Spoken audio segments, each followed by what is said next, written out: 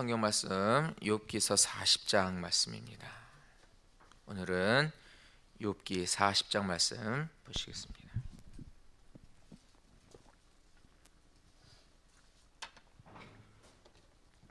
여호와께서 또 욥에게 일러 말씀하시되 트집 잡는 자가 젓는 자와 다투겠느냐? 하나님을 탓하는 자는 대답할지니라. 욥이 여호와께 대답하여 이르되 보소서, 나는 비천하오니 무엇이라 주께 대답하리이까? 손으로 내 입을 가릴 뿐이로소이다. 내가 한번 말하여 싸운즉 다시는 더 대답하지 아니하겠나이다. 그때 여호와께서 폭풍우 가운데에서 욥에게 일러 말씀하시되 너는 대장부처럼 허리를 묶고 내가 내게 묻겠으니 내게 대답할지니라. 내가 내 공의를 부인하려느냐? 내 의를 세우려고 나를 악하다 하겠느냐? 네가 하나님처럼 능력이 있느냐? 하나님처럼 천둥 소리를 내겠느냐? 너는 위엄과 존귀로 단장하며 영광과 영화를 입을지니라. 너희 넘치는 노를 비우고 교만한 자를 발견하여 모두 낮추되 모든 교만한 자를 발견하여 낮아지게 하며 악인을 그들의 처소에서 짓밟을지니라. 그들을 함께 진토에 묻고 그들의 얼굴을 싸서 은밀한 곳에 둘지니라. 그리하면 내 오른손이 너를 구원할 수 있다고 내가 인정하리라. 이제 소같이 풀을 먹는 배의 못을 볼지어다. 내가 너를 지은 것 같이 그것도 지었느니라. 그것의 힘은 허리에 있고 그 뚝심은 배의 힘줄에 있고 그것이 꼬리치는 것은 백향목이 흔들리는 것 같고 그 넓적다리 힘줄은 서로 얽혀 있으며 그 뼈는 녹감 같고 그 뼈대는 쇠 막대 같으니 그것은 하나님이 만드신 것 중에 으뜸이라. 그것을 지으시니가 자기의 칼을 가져오기를 바라노라. 모든 들 짐승들이 뛰노는 산은 그것을 위하여 먹이를 내느니라.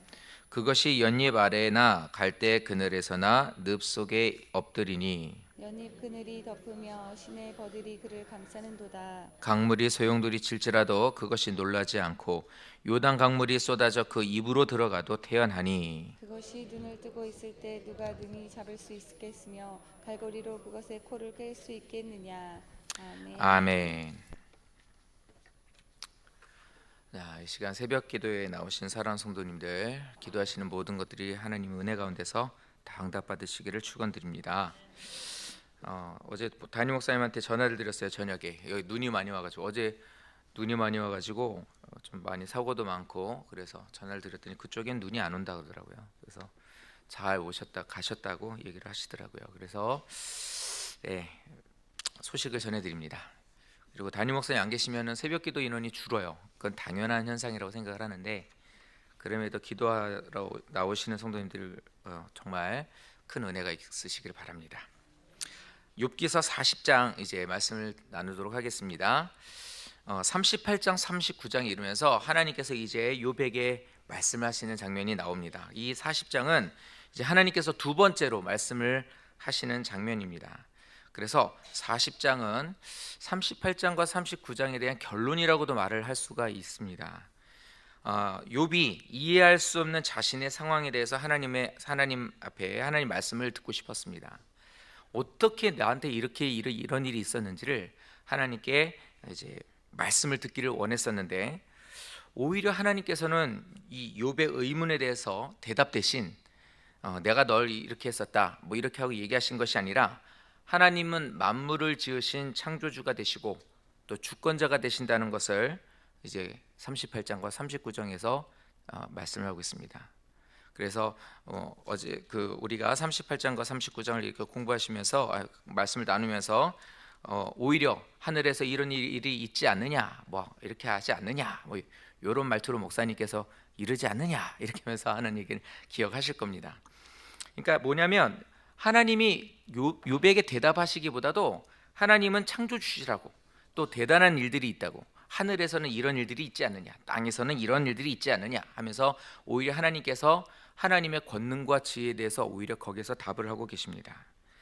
자, 그러면서 39장 38장을 그렇게 얘기를 하셨는데 40장에 와서는 하나님께서 이렇게 말씀하십니다. 자, 쭉 한번 말씀을 보겠습니다. 2절 말씀을 보니까 트집 잡는 자가 전능자와 다투겠느냐 하나님을 탓하는 자는 대답할지니라.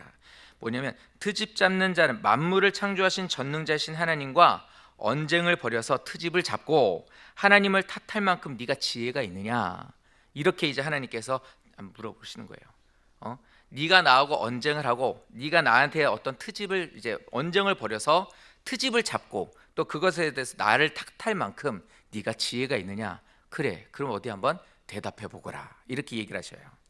3절과 5절 말씀. 욥이 대답하여 이르시되 이르되 보소서 나는 비천하오니 무엇이라 주께 대답하리이까 손으로 내 입을 가릴 뿐이니라. 내가 한번 말하였사온즉 다시는 더 대답하지 아니하겠나이다. 입을 가리겠다는 겁니다. 그렇게 말씀하신 하나님 앞에 욥은 이제 겸손한 자세로 대답을 하죠. 입을 가리고 저 이제 더 대답하지 않겠습니다. 욥은 자신이 하나님 앞에 자신이 가치가 없는 존재인 것을 시인하는 거예요. 어디 제가 그렇게 하겠습니까? 제가 어떻게 하나님을 제가 트집 잡겠습니까? 아유 말도 안 되는 말입니다. 저 입 다물겠습니다. 이제 이렇게 하면서 겸손의 이제 모습을 드러냅니다. 7절 말씀 보시면 너는 대장부처럼 허리를 묶고 내게 묻겠으니 내게 대답할지니라. 그런데 하나님께서는 거기에서 끝나지 않고 자 대장부처럼 허리를 묶고 그리고 또 내게 너한테 묻겠으니 너 대답해봐라. 이제 이 일에 대해서 끊이지 않겠다는 겁니다. 자 어디 한번 어려운 일이지만 그것을 네가 노력을 해서 그것을 한번 대답을 해보거라. 이제 이렇게 말합니다. 8절 말씀해 보니까 자 8절 말씀을 다 같이 한번 읽어보겠습니다. 내가 내 공의를 부인하려느냐 내 의를 세우려고 나를 악하다 하겠느냐. 아멘. 내가 네 공의를 부인하려느냐 내 의를 세우려고 나를 악하다 하겠느냐. 오늘 이 말씀을 잘 기억하십시오. 자 욥에게 하나님께서는 욥의 잘못을 이제 지적하는 부분이 바로 이겁니다. 9절 말씀에 가면 너한테 이런 능력이 있느냐 이제 이러고 또 물으십니다. 하나님처럼 천둥 소리를 내겠느냐 하나님처럼 네가 능력이 있느냐 이렇게 물으셔요. 10절 가서는 너는 위엄과 존귀로 단장하며 영광과 영화를 입을지니라 이렇게 말하십니다. 그럼 내게 있는 하나님께 있는 위엄, 존귀, 영광, 영화가 있는 것처럼 너도 한번 그것을 입어봐라. 어디 가면 너도 그것을 치장하고 너도 한번 그 모습을 갖추어 보거라. 그러니까 하나님을 대적하고 하나님 앞에 따지고 어떤 네가 하나님의 일들에 대한 것을 대신하려고 한다면 그럼 네가 어디 나처럼 너도 한번 그 위엄과 존귀함을 한번 보여봐라. 이렇게 얘기하시는 겁니다. 11절 12절 말씀. 너의 넘치는 노를 비우고 교만한 자를 발견하여 모두 낮추되 모든 교만한 자를 발견하여 낮아지게 하며 악인을 그들의 처소에서 짓밟을지니라. 하나님의 공의와 다스리심에 불만이 있으니 어디 네가 공의를 행해봐라. 이렇게 말씀하시는 거예요. 그러니까 하나님이 하시는 일들에 대해서 욥이 지금 따지고 트집 잡고 자신이 그것을 오히려 이렇게 되지 않은 것을 하나님 탓으로 돌리고 있으니 너도 한번 그렇게 하나님의 능력을 입고 이렇게 한번 네가 한번 공의로 그것들을 다스려 봐라. 할 수 있습니까? 전혀 할 수 없는 일이죠. 하나님께서 그렇게 말씀하고 있습니다. 13절은 그들을 함께 진토에 묻고 그들의 얼굴을 싸서 은밀한 곳에 둘지니라. 진토에 묻는 거 쉽게 말하면 흙에다 묻고 그리고 또 얼굴을 은밀한 곳에 얼굴을 싸서 은밀한 곳에 두라. 이것은 죽음의 심판을 행해봐라 이겁니다. 우리나라는 땅에다 매장하죠. 이 사람들은 어떻게 합니까? 굴을 두고 거기다 사람들 둘둘둘 싸매서 갖다 거기다 넣어놓고 돌로 막아버리지 않습니까? 그게 그들의 무덤이에요. 그러니까 13절은 그것을 말한 겁니다. 14절 그리하면 네 오른손이 너를 구원할 수 있다고 내가 인정해 주겠다. 그래 네가 그렇게 하면 너 자신을 구원할 수도 있을 것이고 네 환경의 모든 것들을 바꿀 수 있을 것이고 그렇게 하면 나도 너의 능력을 내가 인정해 주마. 받아들여 주겠다. 이렇게 말씀하시는 겁니다. 못하는 거죠. 사람으로서 할 수 없는 일인데 욥이 이제 그런 모습을 갖고 있으니까 하나님께서 그에게 하는 거예요. 그러니까 우리로 보면 이거예요. 예를 들어 저도 옛날에 그런 얘기 들은 적이 있어요. 학교에서 선생님이 수업을 하는데 애들이 떠들어요. 그럼 선생님이 그러죠. 너 나와서 네가 가르쳐봐. 이렇게 하죠. 그러면 나오라니까 가르쳐봐 임마. 이렇게 얘기하시잖아요. 뭘 가르쳐요? 아는 게 있어야 가르치죠. 어디 하고 있는지도 모르고 있는데 떠들면 그럼 나와가지고 이제 죄송합니다 이렇게 이제 들어가든지 한 대 얻어 맞고 들어가죠. 마치 그것 같은 거예요. 하나님이 하시고자 하는 것을 따르지 않는 그 모습을 보고 너도 한번 해봐라. 그러면 네가 해봐라. 그런 능력이 있으면 네가 해보거라. 이제 이렇게 얘기를 하시는 겁니다. 자 그리고서 15절 말씀부터 19절 24절까지는 베헤못이라고 하는 어떤 하나의 피조물에 대해서 말하고 있습니다. 이 베헤못 수수께끼로 내볼까요? 여기는 이름이 나와 있지 않지만 그 밑에 보시면은 이제 나오긴 합니다. 이게 뭐냐면 베헤못이라는 것이 있는데 이것은 어떤 동물이냐 하면 허리에 힘이 있고 뚝 심은 배에 힘줄에 있다. 그리고 꼬리 치는 것은 백향목이 흔들리는 것 같대요. 그러니까 나무가 흔들리는 것처럼 굵은 게 왔다리 갔다리 하는 겁니다. 넓적다리 힘줄은 서로 얽혔고 튼튼하다는 걸 말하고 뼈는 놋관 같고 녹기둥 같다니까 얼마나 뼈가 굵다는 걸 말하는 겁니까? 그 뼈대는 쇠막대기 같고 하나님이 만드신 것 중에 으뜸이다 이렇게 얘기를 하죠. 20절 가면은 모든 들짐승들이 뛰노는 산은 그것을 위해서 먹이를 낸다. 산짐승들이 뛰어노는 곳에서 있는 게 뭐죠? 풀이에요. 이거는 지금 그러면 이 동물은 풀을 먹고 사는구나 이걸 알 수 있고 21절 그것이 연잎 아래나 갈대 그늘에서 또 늪 속에 엎드린다. 이런 곳에서 사는구나라는 것을 알 수 있어요. 그죠? 늪 속에 그리고 또 아니면 우리로 말하면 고인 물 같은 곳에 연잎 그늘이 덮으며 시내 버들이 그를 감싼다. 강물의 소용들이 칠지라도 물이 넘칠지라도 그곳에 있어서 입에 그것이 들어가도 이것은 태어나고 그 다음에 눈을 뜨고 있을 때 누가 능히 잡을 수도 없고 갈고리로 그 코를 꿰 수도 없을 만큼 탄탄한 가죽을 갖고 있다. 뭘 것 같아요? 하마입니다. 이 여기서 말하는 것은 바로 하마를 뜻하는 겁니다.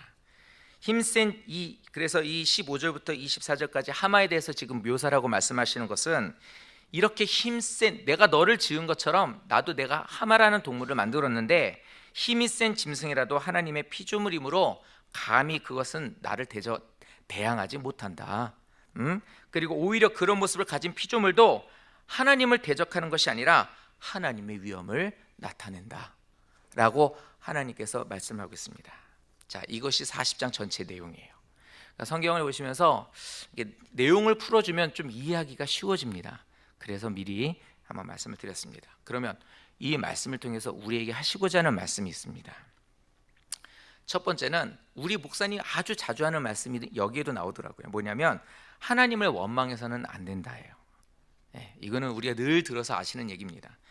그러니까 욥의 자신의 상황을 이해하기가 어려웠어요. 그런데 의롭게 살았는데 왜 내가 이 지경이 되어 있느냐? 그렇다고 해서 하나님 앞에 항변할 수가 없다는 거예요.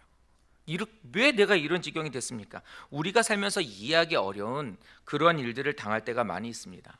근데 어려운 일을 당해서 기도했음에도 불구하고 응답되지 않는 일들도 있죠. 근데 이럴 때 우리가 하나님 앞에 원망하거나 항변하게 되면 우리에게 돌아오는 것은 파멸밖에 없어요. 그거는 완전히 멸망입니다.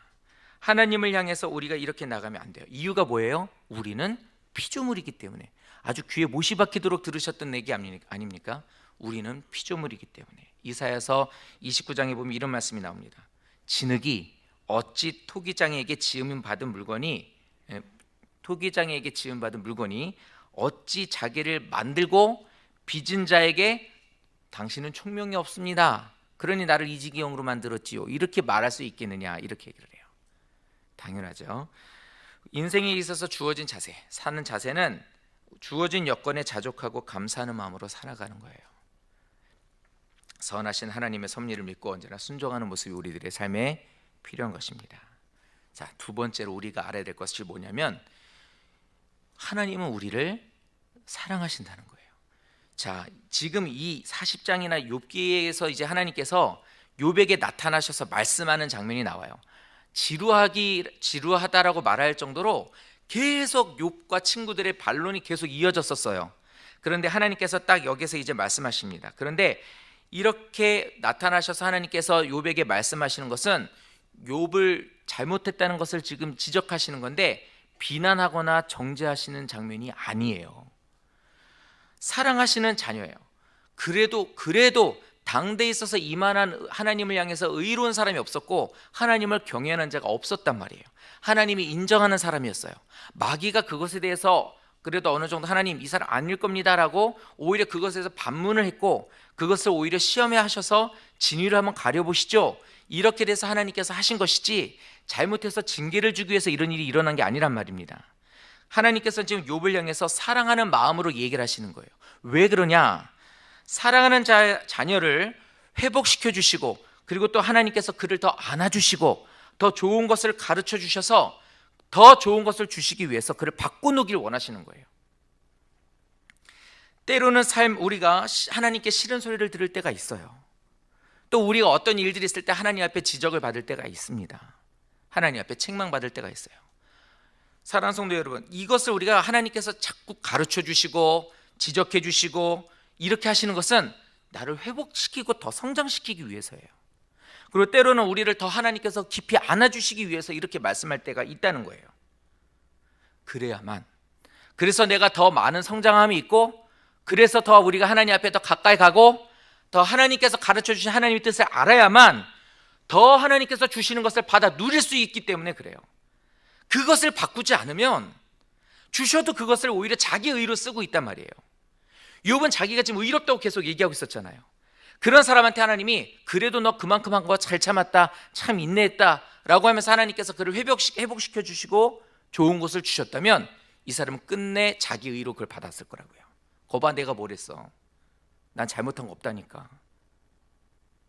이렇게 얘기하면서 나갔다면 어쩌면 이는 하나님보다 더 의로운 모습으로 나갈 수도 있다고요.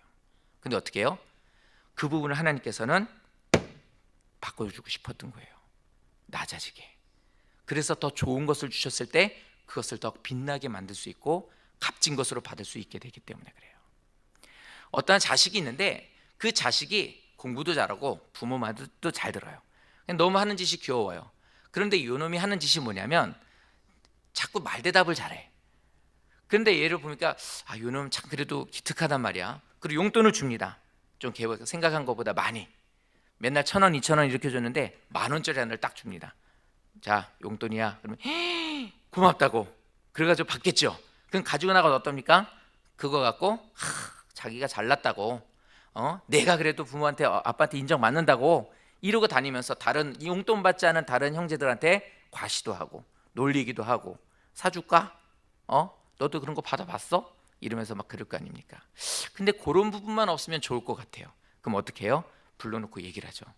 너 이러면서 따끔하게 얘기를 할 겁니다. 형제들을 사랑할 줄 알아야지. 동생을 좀 네가 좀 감싸줄 줄 알아야지. 이러면서 야단칠 거예요. 그 음성이 어떻겠습니까? 정죄일까요? 비난일까요? 아니에요. 그건 사랑하는 마음으로 하는 거예요.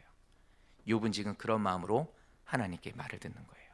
사랑하는 성도 여러분, 하나님께서 말씀을 통해서 목회자를 통해서 지적을 주시고 하는 거, 내가 신앙생활을 잘 못하고 엉망을 하고 있을 때 주시는 말도 있습니다. 그러나 때로는 나를 하나님께서는 더 하나님께서 나를 성장하시기 위해서, 더 하나님의 귀한 것들을 내가 품고 그것을 소유하기 위해서 하나님께서 그러실 때도 있다는 겁니다. 그런 하나님께 감사하는 성도 되십시오. 마지막 세 번째입니다. 아까 8절 말씀 다 같이 읽자고 했죠. 8절 말씀을 보면 내가 내 공의를 부인하려느냐, 내 의를 세우려고 나를 악하다 하겠느냐, 이렇게 말하고 있습니다. 이게 바로 욥의 핵심적인 잘못이에요. 자신의 결백을 너무 강력히 변호하고 반박하게 되면, 나에 대한 결백을 계속해서 강력하게 변호하고 반박을 하게 되면 결국 이게 어떤 모습으로 들려지게 되냐면 하나님은 불의하다라고 하는 것처럼 들려지게 된다는 거예요.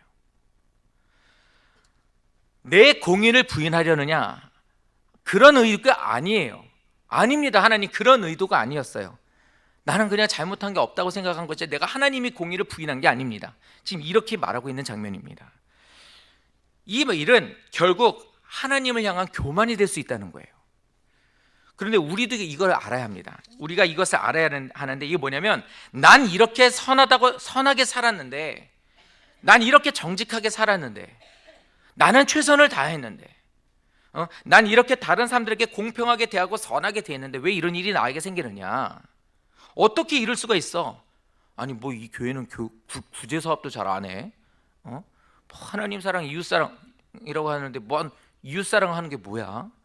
딴 교회 보니까 막 반찬도 해주고 막 이렇게 사람들한테 막 돈도 보내주고 쌀도 사주고 그러는데 어째 여기는 구제 같은 것도 안 해? 어떤 분은 그래요. 저게 뭐 집사라고 저게 저런 것도 안 하면서 저 봉사도 하나 헌신도 하는 게 저게 무슨 안수 집사라고 저게 이렇게 얘기하는 분들도 있어요. 교회 가면 맨날 돈 얘기만 해, 돈 얘기만. 이렇게 얘기하는 분도 있죠. 뭐 교회가 왜 저래? 뭔 교회가 사랑이 없어? 아주 많이 듣는 얘기예요. 그런데 중요한 게 있어요. 뭐냐면 하나님의 주권보다 나의 선행 그리고 내가 생각하는 명예가 그것을 더 앞서게 되면 이제 교만에 빠지게 된다는 거예요. 8절 말씀은 욥의 말처럼 자신이 불의하지 않음에도 불구하고 그렇게 내려진 형벌이라 할지라도 하나님께로부터 하신 일이라면 그것은 패할 수 없다, 엎어버릴 수 없다는 거예요. 이건 하나님의 실수가 아니에요. 의롭고 불의하지 않은 욥을 하나님께서 이렇게 막 고난 가운데 밀어넣고 막 몸은 만신창이가 되게 한 것, 아니 어떻게 불의가 없는 저 사람을 저렇게 했지? 하나님께서 실수한 게 아니란 말이에요. 하나님께서 이것에 대해서 잘 모르시고 그에게 그렇게 형벌을 한 게 아니라고요. 우리가 생각하기에는 왜 나는 이렇게 살았는데 이러냐고, 왜 교회는 저런 거 안 하지? 라고 얘기를 합니다. 근데 욥이 아주 큰 실수를 한 겁니다. 근데 우리도 이렇게 큰 실수를 합니다. 이게 뭐냐면 욥은 자신이 의롭게 살았던 과거의 순간들을 떠올리면서 난 잘못 없다, 나는 잘못 없다 이렇게 고백하고 있었던 거예요. 욥기서를 계속 여기까지 보면서 욥은 나는 잘못 없다, 나는 잘못 없다 이렇게 이야기하고 있었어요. 이것은 모든 사건과 벌어진 일들에 대한 기준이 바로 나 자신의 의로운 행위의 기준을 두고 있었기 때문이었다는 거예요. 기준이 우리가 아닌데 계속해서 자기 자신의 의가 기준이 되었던 거예요. 자기 자신이 기준이 되면 이렇게 얘기하고 있습니다. 난 열심히 공부했는데 왜 대학에 떨어져? 난 정말 열심히 해서 면접을 잘 봤는데 어떻게 내가 면접에서 떨어지고 내가 그 회사에 못 들어가게 돼? 나는 열심히 살았는데 왜 내가 이런 병에 걸려야 돼? 내가 왜 부지런하게 살았는데 나는 이런 것에서 나는 왜 이렇게 우리 가정 물질에 대해서 헤어나오지를 못해? 어떻게 이럴 수가 있어? 기준이 나예요, 나. 모든 것은 열심히 했었고 잘 살았고 최선을 다했고 부지런했었던 내 기준으로 보고 있어서 그것을 강조하고 있는 거고 그것을 기준을 두고 있는 거예요. 이 말은 다시 말하면 뭐냐면 하나님은 불의하다는 거예요. 하나님 잘못됐다, 실수하셨다. 어떤 청년이 이렇게 이야기를 하더라고요. 아무리 봐도 그 청년은 정말 신앙생활 오랫동안 했어요. 정말 막 모든 기도에 예배에 빠지지 않고 나와요. 근데 믿음의 성장이 없어요. 그래서 물어봤어요. 아니 부모님도 교회를 오래 다녔고 네 부모님들도 열심히 기도하고 너도 그렇게 오랫동안 교회를 다니고 수련회다 집회다 예배다 빠짐없이 그렇게 너 나오는데 왜 너 그렇게 믿음이 안 자라니? 물어봤어요. 그랬더니 뭐라 그러냐면 우리 집이 어려워요. 우리 집이 어려운데 우리 부모님이 열심히 하나님 앞에 기도하고 헌금도 하고 막 철야도 하고 별의별 걸 다 했는데 우리 집이 나아지지 않아요. 그래서 저는 결론을 내렸어요. 하나님이 없다고. 기준이 뭐예요? 나예요, 나. 내가 할 만큼 했다고 하는 의로운 행동이 나의 기준이 되었기 때문에 이 사람은 그 기준에 있어서 그 기준이 이루어지지 않았으니 하나님이 없다는 결론이 내린 거라고요. 자신의 의로움을 증명하기 위해서 하나님이 하신 일은 이룰 수 있어? 왜 이렇지? 이렇게 이제 거론을 하게 되는 거라고요. 사랑하는 성도 여러분, 이 말은 사실 세상 사람들이 더 많이 합니다.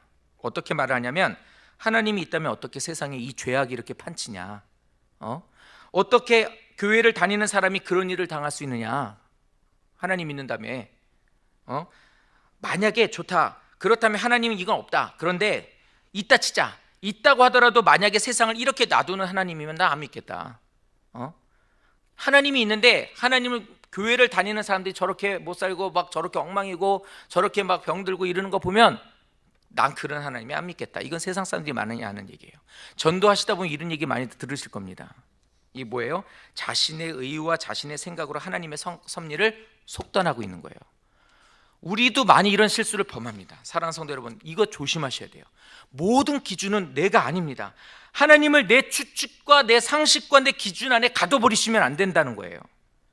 내 계획대로 내 원대로 하나님께서 그 모든 것들을 움직여줘야 돼. 이렇게 했으니까 이렇게 하게 해주실 거야 라고 하는 내 모든 것의 계획에 하나님께서 그대로 움직여줘야지 우리는 하나님을 할렐루야 살아계신 하나님 이렇게 믿는다고요. 아니에요. 그렇지 않아요. 내가 아무리 의롭게 써도 하나님은 그 상황에 대한 결과를, 그거에 대한 응답을 하나님의 계획을 다르게 하실 수가 있더라는 거예요. 그것을 인정할 수 있어야 되는 거예요. 예를 들어 보겠습니다. 바울이 그랬어요. 바울이 열심히 복음을 증거했지만 몸이 건강이 안 좋아서 복음을 전하는데 많은 어려움을 겪었단 말이에요. 그래서 하나님 앞에 기도하기로 결심을 합니다. 그래서 머릿속으로 상상을 했어요. 건강하게 되어서 열심히 뛰어다니면서 전도하고 하나님 일하는 자기 자신을 기억을 했겠죠. 상상을 안 했을까요? 조금만 하면서 가만있어 봐. 좀 더 있다가 하고 쓰러져 있고 좀 있어도 끙끙대고 있다가 좀 몸 괜찮아지면 다시 복음 전하고 말씀 전하고 이랬었던 자기 자신이 이제는 막 복음을 전해도 막 뛰어다녀도 그 사람에 있어서 흔들리지 않고 지치지 않는 체력을 갖고 하나님 일을 열심히 하는 멋진 모습 기대했겠죠. 그러면서 기도를 했습니다. 열심히 그 사람이 생명 놓고 기도를 했습니다. 답이 뭐였어요? 네 은혜가 네게 족하다 하였어요. 내가 원하는 대로 되지 않았다고요. 이 말대로라면 하나님 어떻게 나한테 이르실 수가 있어요? 내가 얼마나 열심히 했는데 또 내가 나 위해서 하려고 하는가요? 내가 열심히 복음 전하려고 그러는데 어떻게 하나님께서 나한테 이르실 수가 있습니까? 시험 들거나 아니면 주저앉지 않았다고요. 빌립보서 4장에 보니까 이렇게 말하고 있어요. 어떠한 형편에든지 나는 자족하기를 배웠다. 그것이 비천하든 풍부하든 배고프든 또 나는 궁핍에 처할 줄도 아는 일체의 비결을 배웠다. 이렇게 고백. 그리고 마지막에 뭐라고 그랬냐면 내가 내게 능력 주시는 자 안에서 모든 것을 할 수 있느니라 이렇게 얘기했습니다. 이 말이 뭔지 아세요? 내게 능력 주시는 자 안에서 모든 것을 할 수 있다는 것은 초인적인 힘을 나는 발휘할 수 있게 되었다가 아니라 환경을 초월할 수 있는 힘을 갖게 되었다예요. 내가 건강에 대한 것을 내가 원하는 대로 되지 않을지라도 내게 능력 주시는 예수 안에서 그것과는 상관없이 나는 주님의 일을 감당할 수 있게 되었다. 내가 배불리 먹지 못하고 배를 굶고 있어도 내가 내 안에 주님의 계심으로 해서 난 그것과 상관없이 나는 하나님의 일을 감당할 수 있게 되었다. 환경을 초월할 수 있게 된 거예요. 욥이 하나님 앞에 지금 그 얘기를 듣고 있는 거예요. 우리도 그래야 돼요.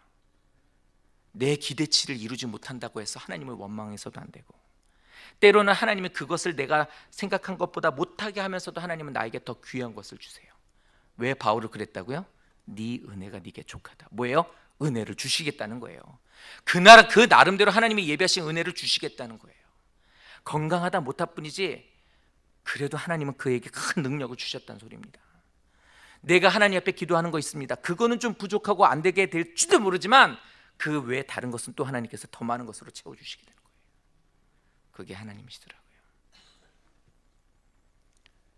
저희 아버지가 갑자기 우리 교회에 어떤 나이 드신 분이 70이 넘으신 분이 있는데 폐암이라고 성도님 막 울면서 얘기를 하더라고요. 폐암이라고. 그래서 성도님 걱정하지 마세요 라고 얘기했었던 게 벌써 4년 5년 돼가네요. 근데 그분 건강하게 지금도 교회 오세요. 그 아버지가. 그런데 저희 아버지는 그분이 폐암이라는 얘기를 듣고 얼마 안 돼서 저희 아버지가 폐암이라는 선고를 받았습니다. 그럼 어때요? 기도하고 그랬는데 그분은 지금도 건강하게 교회로 오고 계시니까 건강하게 그걸 기대하고 기도를 했습니다. 응답은 데려가시겠다 했어요. 얼마나 속이 상했는지 몰라요. 아버지를 이제 보내드려야 되니까. 근데 원망하지 않았어요. 담임 목사님 사모님 기도 많이 하시니까 물어봤어요. 사모님 우리 아버지 위해 기도 좀 해주세요. 금식을 하면서 아버지를 위해서 막 기도를 했어요. 막 정말 뒤돌아보면 생명 놓고 기도하지 못한 게 너무 아쉬워요. 우리 아버지 되어가실 거면 나를 데려가세요 하나님 하면서 내가 막 정말 생명 놓고 기도했다면 결과가 어떻게 바뀌었을지 모르겠지만 어쨌든 그때는 막 정말 금식도 하면서 계속 기도를 했죠. 근데 응답이 왔어요. 사모님 기도해 주세요 했더니 전화가 왔습니다. 저 응답 하나님의 음성을 들었는데 얘기를 해드려도 될까요? 그래서 그럼요. 고민 많이 하다 전화했습니다. 그러시더라고요. 그래서 괜찮습니다. 얘기해 주세요 사모님. 그랬더니 하나님이 천국으로 데려가신대요. 이러시는 거예요. 폐암 되신 지 2달 됐을 때 얘기해요. 근데 딱 그 말을 듣고 사모님 말씀해 주셔서 감사합니다 그랬어요. 왜 그러냐면 내 기도는 하나님 생명 연장해 주세요. 의사가 손 놨으니 이제는 하나님께서 잡아주세요. 아버지 의사가 포기했대요. 우리한테 기회가 왔어요. 이제 기도하고 하나님께 맡겨요. 이렇게 아버지한테 얘기하고 기도를 하던 중이었거든요. 그런데 2달이 거의 다 돼갈 때였는데 그런 응답을 받았다는 거예요. 근데 딱 그 말을 듣고 감사하더라고요. 천국으로 데려가신다는 그 말이 살려주시겠다는 말보다 더 기쁘고 감사하더라고요. 그래서 사모님 감사합니다 그랬어요. 그리고 얼마 안 있어서 이제 소천하셨죠. 근데 지금까지 저도 되게 감사해요. 천국에서 다시 만날 소망이 있게 되었으니까.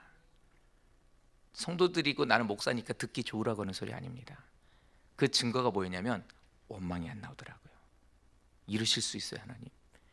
저도 우리 교회에서 어떤 분이 예전에 있었던 분이 얘기를 들어서 알아요. 큰 일을 당했을 때 하나님을 향해서 하나님 이룰 수 있어요? 막 이러고 막 그러고 막 그랬다고 얘기한 들었어요.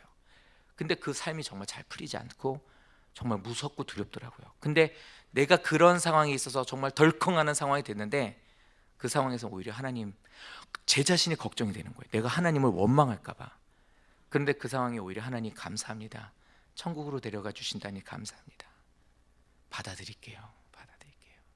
그리 기도하게 되더라고요. 보고 싶어요. 그런데 하나님 아쉬워요. 이렇게는 되지만 하나님 너무해요. 하나님 없는 거 아니에요? 이럴 수 있어요? 나 안 믿을래요. 전혀 그렇지 않아요. 사랑하는 성도 여러분, 우리 삶 속에 열심히 기도하십시오. 그리고 하나님 앞에 선한 대로 사십시오. 그리고 최선을 다해 사세요. 그리고 부르짖으세요. 뜻을 돌이키실 수 있게 해주신다면 그야말로 얼마나 감사하겠습니까? 그러나 그것에 내가 열심히 하고 최선을 다하고 모든 것을 다한 것에 대한 응답과 열매, 그 결과는 내 것이 아닙니다. 하나님의 주권을 인정하시고 감사하며 나가신다면 오히려 하나님께서는 더 큰 은혜로 우리의 삶을 사는 동안 함께 해주실 겁니다. 그런 역사가 넘치는 모든 성도 되시기를 예수님 이름으로 축원드립니다. 기도드리겠습니다.